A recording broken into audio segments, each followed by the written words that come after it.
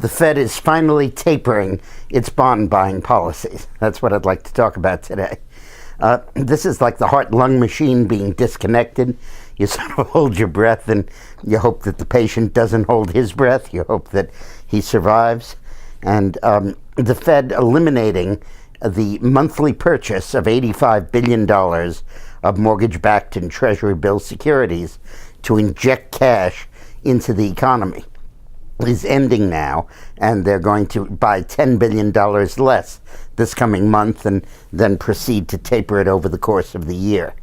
Last time they spoke about tapering, it caused a huge drop in the market. The stock market fell about 800 points in a week, gradually recovered it, but was scared to death at the possibility of the Fed easing this tapering.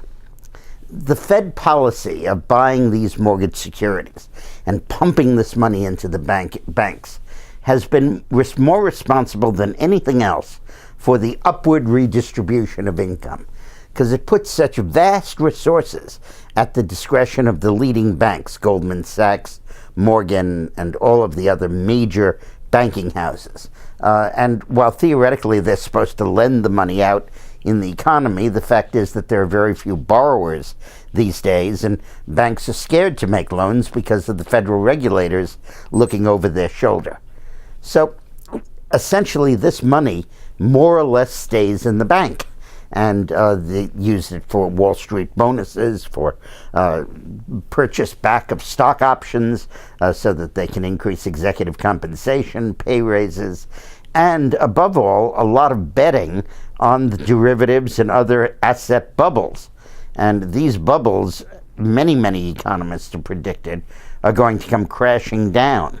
And when they do it, they're predicting a massive range of bank failures and of closings throughout the world that will really dwarf what happened in 2007 and 2008. And the event that is supposed to lead to this and be the trigger for it is the Fed ending its tapering program. So now we'll see. The whole thing is phony. On the one hand, the idea that the tapering, that the buyback program helped the economy is ridiculous, because it basically just stayed in the banks. And now the idea that the economy is recovering enough that they can cut it back is also ridiculous. The reason they're cutting it back is that the dollar is losing its credibility throughout the world. The percent of financial transactions using the dollar in international commerce has dropped by more than 10% this year, and that has an accelerating momentum effect that would be terrible for the United States, and the Fed ultimately realizes it. But we'll see. You got to keep your fingers crossed. Nobody's hoping for a crash. We're all hoping that the economy makes it through the life support system. But I'm not very optimistic, and a lot of economists whose advice I value are similarly pessimistic. So we're going to have to see. Now, on a more optimistic note, I wrote a book with Clayton Leota doing the illustrations called What's It Like to Be President? And it's a book for 11-year-olds, 12-year-olds, 13, maybe 9, 10, homeschoolers, or kids who are just into history. Kind of aimed at fifth graders.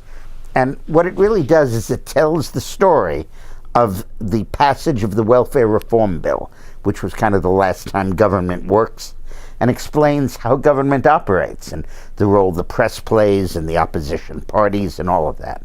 It's available on my website, dickmorris.com or amazon.com. You can click on it at the end of this video, and it would make a wonderful Christmas present. Thanks for watching.